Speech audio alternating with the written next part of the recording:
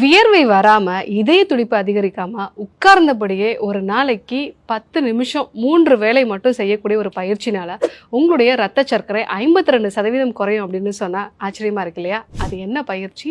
அது எப்படி நம்ம ரத்த சர்க்கரையை குறைக்குது? அது மட்டும் இல்லாம சர்க்கரையோட பக்க விளைவுகளை எப்படி குறைக்குதுன்னு நம்ம இன்னைக்கு பார்க்க இருக்கிறோம். உணவுக்கு 30 நிமிஷத்துக்கு அப்புறமா உங்க கால்களை நல்லா தரையில வச்சுட்டு உங்க குதிங்கால்களை மட்டும் உயர்த்தி ஒரு 1 ல இருந்து 2 செகண்ட் வரைக்கும் ஹோல்ட் பண்ணிக்கோங்க.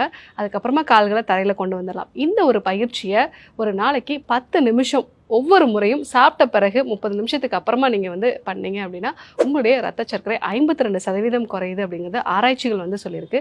அது மட்டும் இல்லாமல் இது கொலஸ்ட்ராலையும் குறைக்கக்கூடியது, உடல் எடையும் கட்டுப்பாட்டுக்குள்ளே கொண்டு வரதுக்கு யூஸ்ஃபுல்லாக இருக்கும். ஸோ இதய நோயாளிகளுக்கும் இது உகந்தது. இந்த ஒரு பயிற்சியை ரெகுலராக ஃபாலோ பண்ணுங்கள். அதே மாதிரி சர்க்கரையினால் வரக்கூடிய பக்க விளைவுகளை தவிர்க்கணும் அப்படின்னா கடுக்காய், நெல்லிக்காய், நாவல், சீந்தில், வெந்தயம் இந்த மாதிரியான மூலிகைகள் சேர்ந்த வெண்ணில் சூர்ணத்தை உணவுக்கு அப்புறமா எடுத்துக்கும் போது சர்க்கரையோட பக்க விளைவுகள் வராமல் தடுத்துக்கலாம்.